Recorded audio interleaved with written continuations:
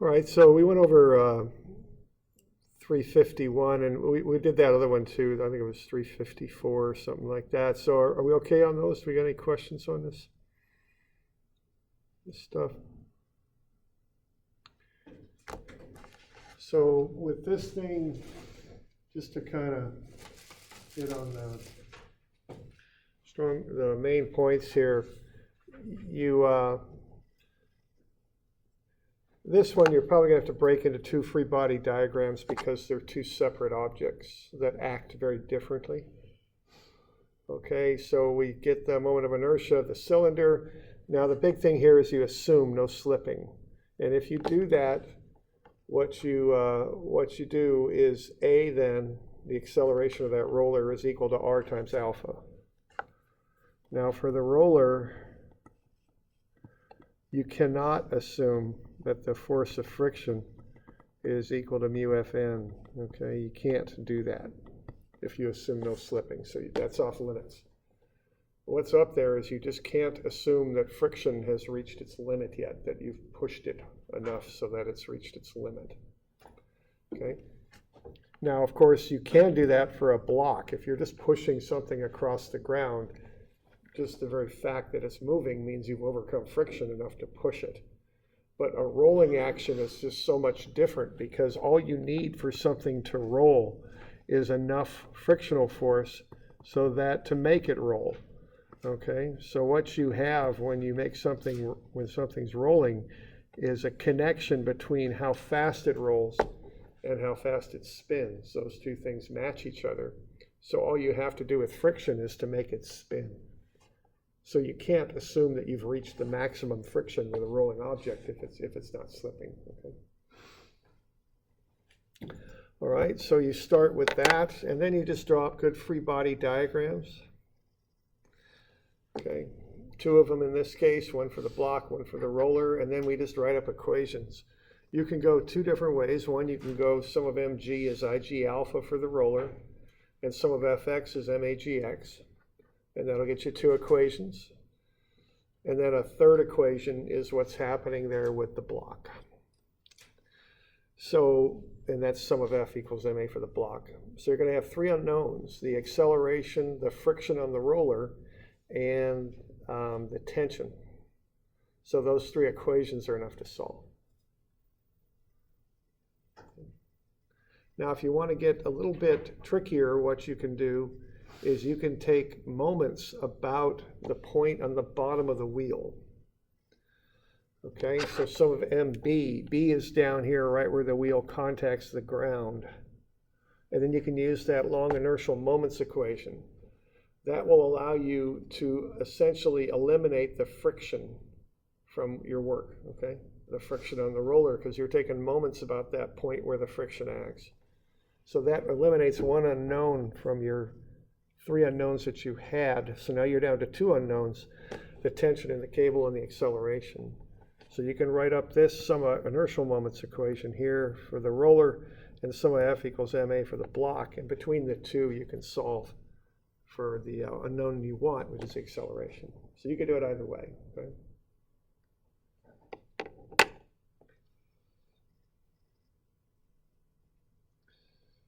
All right, now once you get that and solve for the acceleration, you want to come back and check what the friction is, okay? So what the friction is for this thing is you kind of have to work through that with the cylinder. I have an equation there that the force of friction is T minus 3a. Well, I can work with the block because I know the acceleration is 2.45 and I can find the tension in that cable. It's 11 newtons. And then I can plug that in for T. I know what A is, so I can solve for the actual force of friction.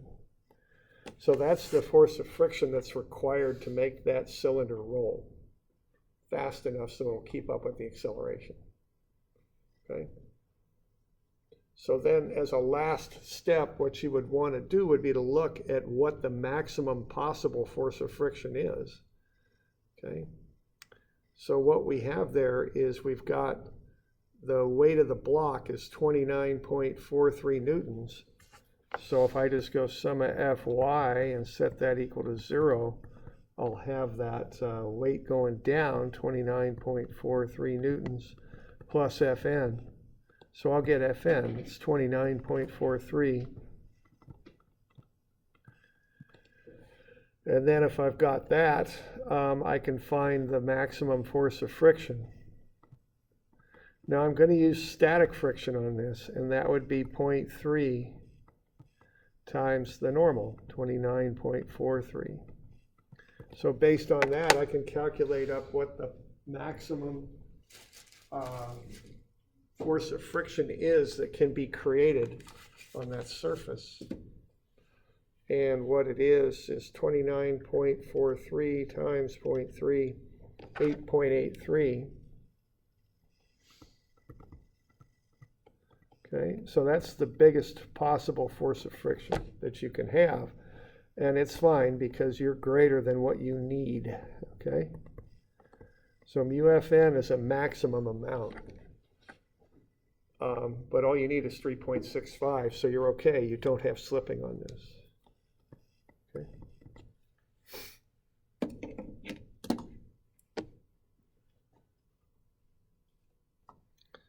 You okay with that? Okay. So that's the last step on that, is getting that figured out. Okay. Yeah, question? Will you be available for questions next week before the final? Yeah, primarily Monday. Okay. I've got like a meeting in the morning, so like noon and after. I've got a lot of finals on Tuesday, so I'm going to be pretty busy on Tuesday. Okay. All right, now this last one here is the spool going down the ramp. This one's a little tricky too, so we'll go over this in some detail, I think.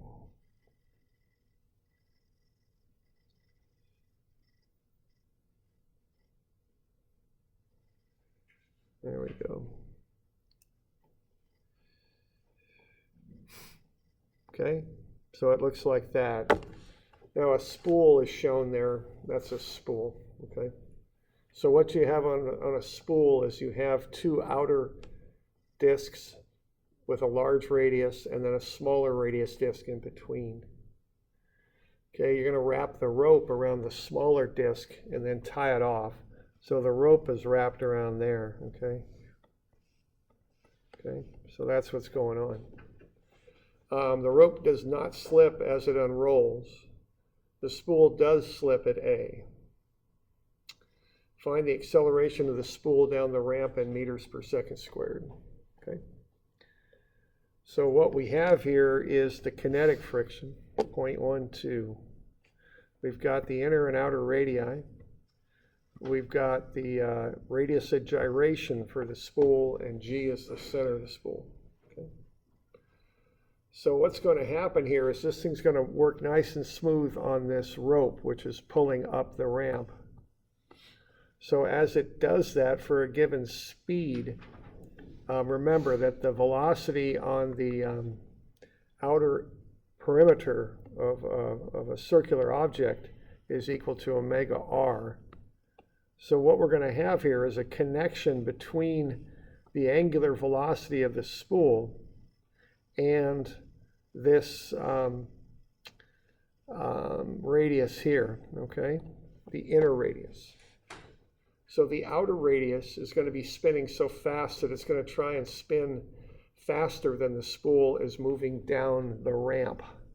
So we're going to get it spinning trying to spin too fast on the outer radius. So we are going to have friction that's going to resist that spinning motion like so. That's what's going to happen here. Because of that outer radius being so much larger than the inner one, it's going to spin extra fast for the speed that spool is trying to go down the ramp. So the friction is going to resist that. So that essentially acts like a drive wheel. That rope on the inner spool gives it a torque that's making it spin. That's kind of how I think about that. So the friction is pushing it down the ramp. So that's what's going on with that. So it is important to understand that to kind of get a reasonable start on it. Okay?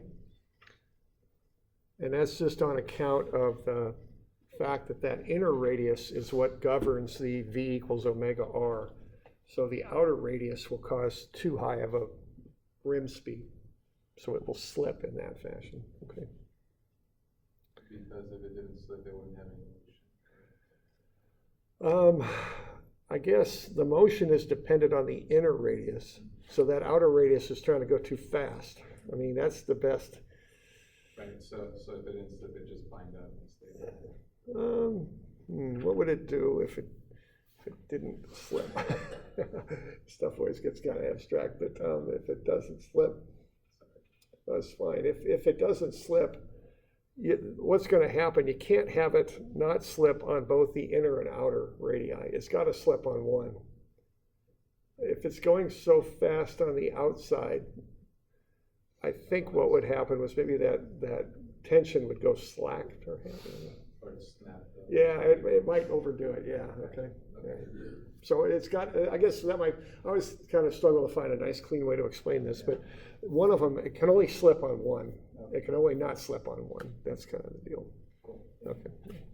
All right.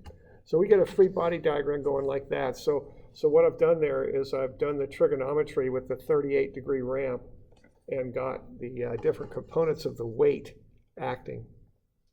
So let's see if we can come up with the calculations on that. There we go. All right, so we get the weight is 392.4. Then we do the trig and get the weight broken up into two components, one normal to the ramp and one going down the ramp. Okay, now the outer spool is slipping, so that force of friction would be 37.1 newtons. Now the inner spool is not. So if that's the case, the acceleration is equal to R alpha, but that's the inner radius, the 0.25 meters. So the acceleration is 0.25 alpha, so alpha is 4 times A. And then the moment of inertia then, so we good with all that so far? So this here is just basic trigonometry down to there, breaking that thing up into the two components of weight. Okay, then force of friction is mu times the normal, 309.2. And then no slipping on the rope. So there's the relationship between alpha and acceleration based on that inner radius.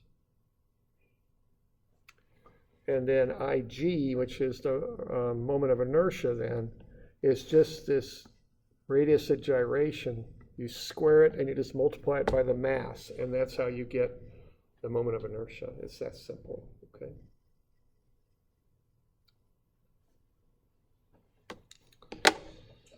All right, so we get that.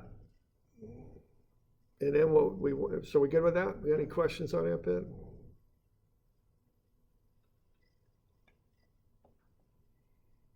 Okay, then we just throw the equations at it, okay? So method number one here is two equations for the spool. Sum of mg is ig alpha and sum of f is magx prime going down the ramp. And so we just have a free body diagram, so we just start running the numbers.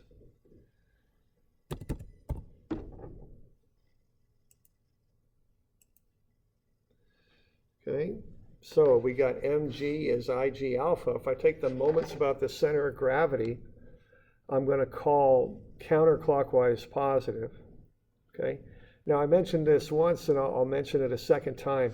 When you're doing these things, be sure that your assumptions agree. Okay, if that thing is accelerating down the ramp like that, it's also going to roll counterclockwise. Okay, those two things go together. You've got to have alpha and A match. They've got to agree with each other. They both have to be the same type of motion. Okay? So what I would have there, I'm going to call counterclockwise positive. I'm going to have 0.25 times the tension. Okay? That 0.25 is that inner radius. And then I've got that tension pulling back, but that's going to spin it counterclockwise, so that's a positive. Now the friction is going to resist that spinning, so it'll be the friction that I calculated times the outer radius. That's negative because it's going clockwise. and that's going to be the I that I calculated times alpha. And I can work through the algebra on that and get that down to what tension equals. It's 102.4A plus 66.74. Okay. All right. So I got two unknowns in there. I've got T and alpha. I use my relationship that alpha is 4 times A to make that relationship between T for tension and A for acceleration.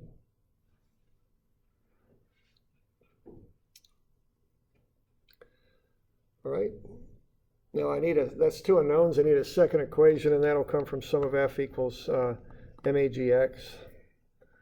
Okay, and X prime because it's going down the ramp. So I got the component of weight down the ramp plus the friction, which is actually pushing it down the ramp as it resists the spinning. And then minus the tension, which is pulling it up the ramp, and that'll be 40A. So I can solve that for the tension. So I get two equations with two unknowns, tension and acceleration. So what I can do then is equate the two equations together and solve for the acceleration. Okay.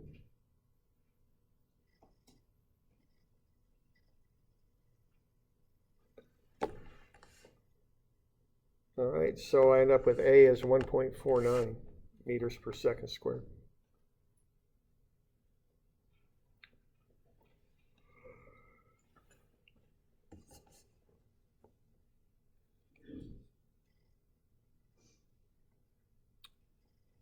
Okay. Now the other way I could do it is I could do that inertial moments equation. But you got to kind of remember what your purpose is in using this. What you want to do is to eliminate an unknown. Okay, so the unknown to eliminate would be the tension in the rope. So if you're going to take moments, you want that to be point A right there. Because if you take moments about that point and the inner spool, that will eliminate the tension from the equation. So you'll have now the weight, and I'm going to call counterclockwise positive here again. So I'm going to have the weight times the distance above that point, which is 0.25 meters, because that inner spool has a radius of 0.25. And then I'll have 37.1 times the difference between 0.25 and 0.45. That's 0.2. That'll be negative. Then I'll have my IG alpha. I'll have the mass of 40 kilograms, the unknown acceleration, and the Y bar distance. So that's applied right at the center of gravity. That's where you apply the acceleration. So that's where that goes. So it's right there, okay? So but that inner radius being 0.25, that's the radius there. And it looks like I got a little bit of a typo there. I'm calling it 2.5. It should be 0.25, okay?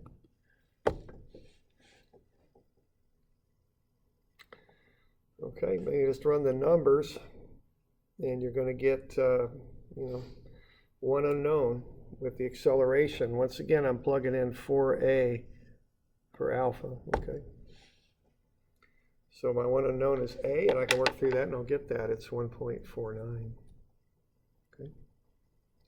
So this one's a little different with that outer spool slipping. You can use μFN to find that friction, because it is slipping on that surface.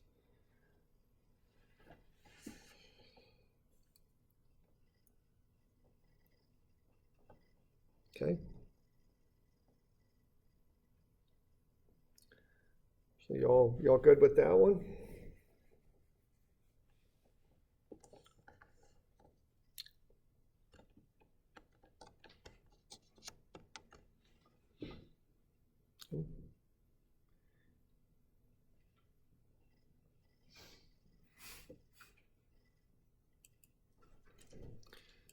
So that's that last homework problem.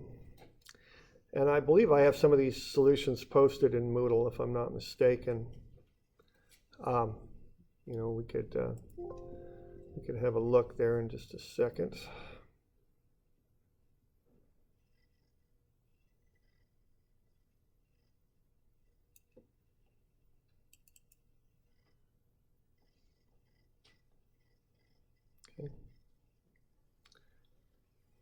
Okay,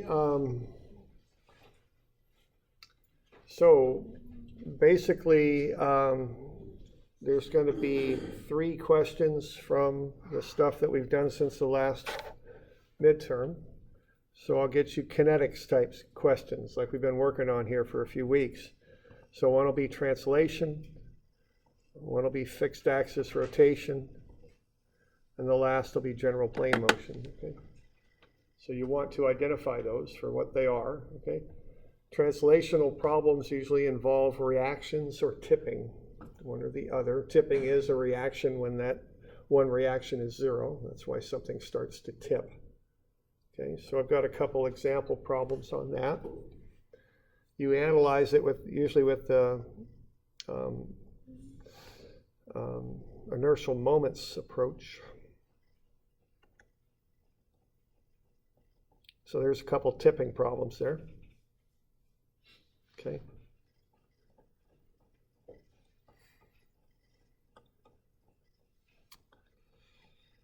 And then fixed axis rotation, that's when something's rotating about an axle of some type. Okay. Quite often what you're trying to do there is find alpha and accelerations and find dynamic reactions, as they're called.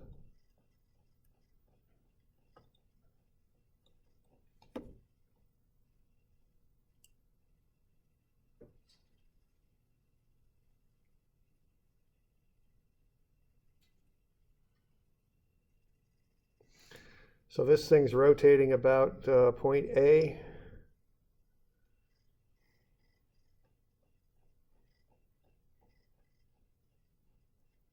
And this thing's rotating about point A.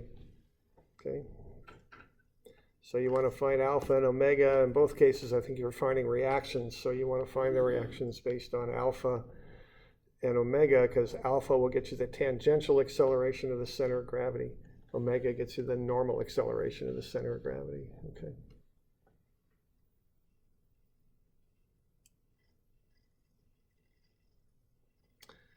And then the last topic is general plane motion, which can be kind of relative acceleration type stuff like we did with that one problem. I think it's 354 with the rod being pushed on by the 2 lifting mechanisms. And then also rolling things. Okay, so I've got a couple examples in here of things that are rolling.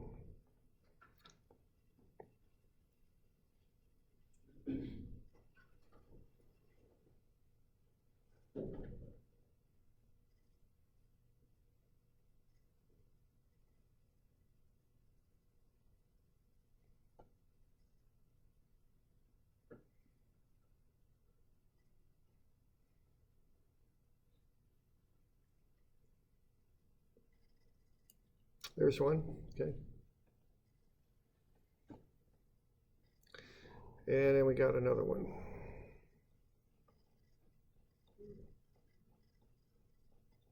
Right there. Okay.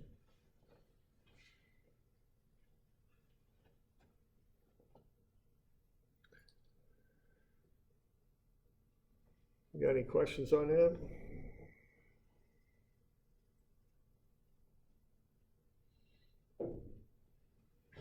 On that in particular or on the test?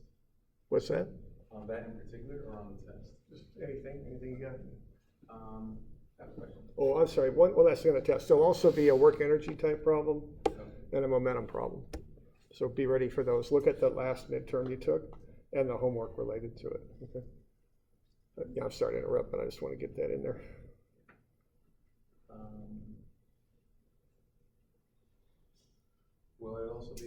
Will there be any problems on the final involving concepts that may not have, that people may not have tested well on a previous midterm? You mean like when I pick something out that? Like, for instance, like work energy and momentum. like anything other than those two? I guess is my question. No, I'm kind of restricting it to those things. Now, it has come up, people have asked me, I mean, there could be stuff, like often you use kinematic equations, right, to further analyze stuff. I mean, there's all sorts of stuff from the beginning of the class that can creep into this, Okay. but that's not the primary emphasis. Right. There's 5 points of primary emphasis. That I hope that's clear, what I'm trying to say. Yeah. Thank you. Yeah.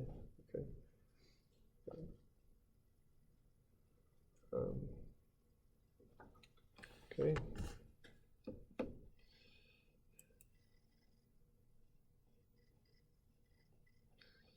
Let's see. Any other questions regarding things?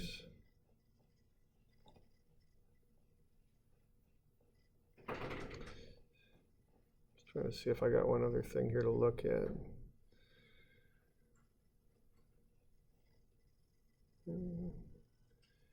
Should find that why don't you drop a free body diagram of that thing? I think this is one of your homework problems. We got a couple of minutes. Let's just be sure that everyone kind of gets the basics of this.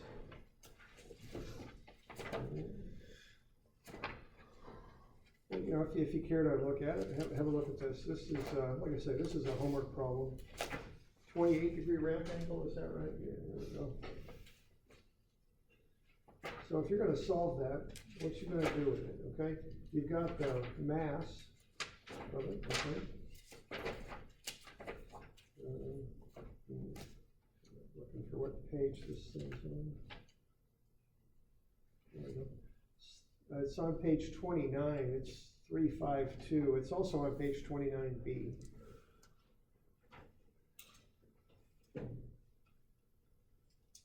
You just get a free body diagram of that thing going. You've got the mass of the disc is 1.8 kilograms and the radius of the disc.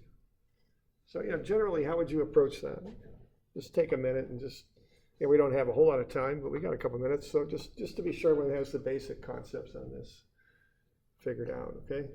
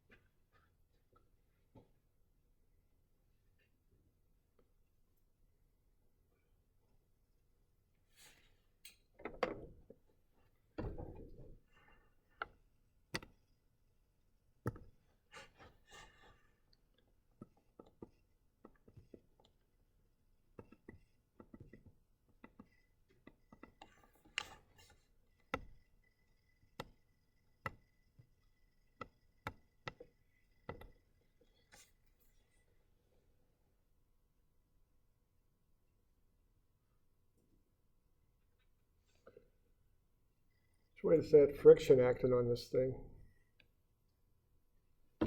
Up the ramp, because that's what makes it roll, right? Okay. Do you know what the friction is?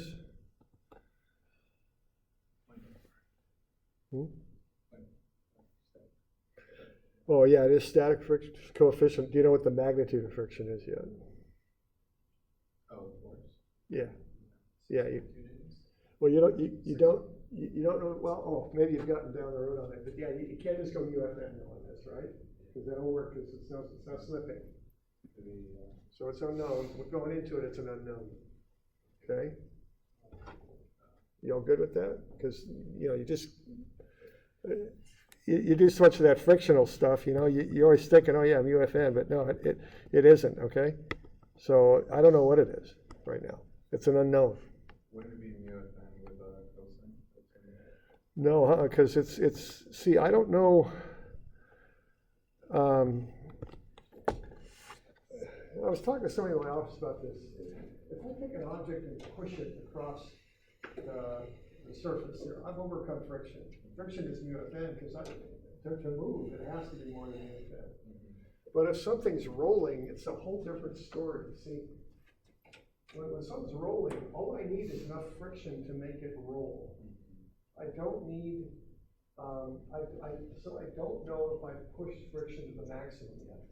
I can't assume that. Until it stops.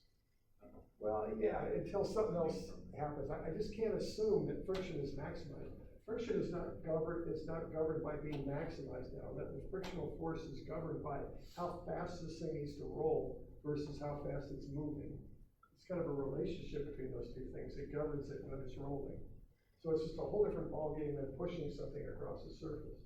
So MUFN doesn't work. MUFN is the upper limit.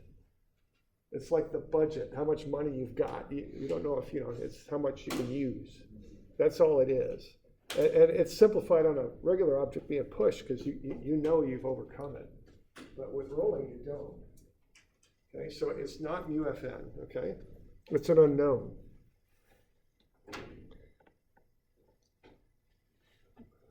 But then that's the downside of rolling, but without slipping. But what's the upside? What's the tool you can use?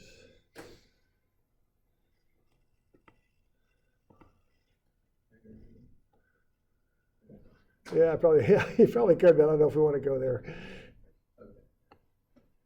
Okay. A equals R alpha. See. That's what you can use, and you can relate the two together now.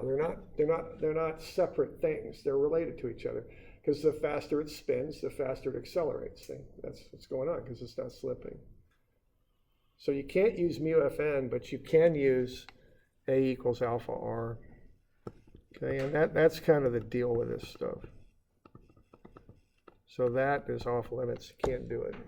Okay. And we're going to run out of time here pretty quick, but that's the basics of this, okay? And then you got two options on this. You can go with two equations or one equation. Okay? Those are your options on this type of problem. You can go sum of mg is ig alpha and sum of fx prime is m a g x prime, or you can do the big equation. Sum of ma is ig alpha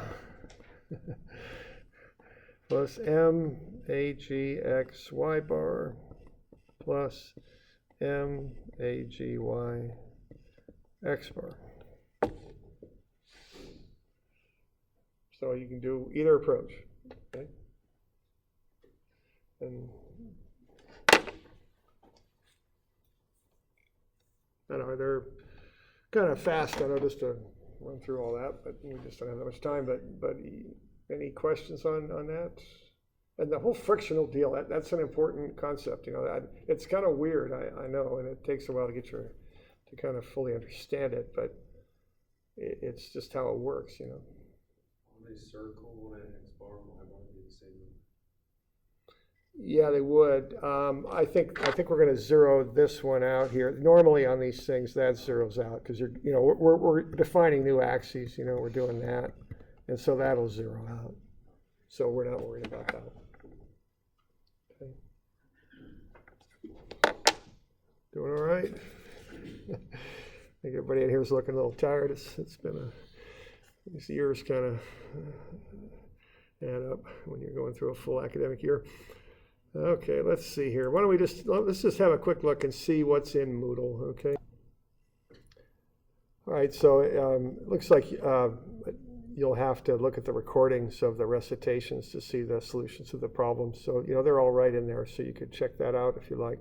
I don't have specific solutions in Moodle, so. All right, so we got our test coming up Tuesday evening at 6:30 or Wednesday 3 to 5, okay?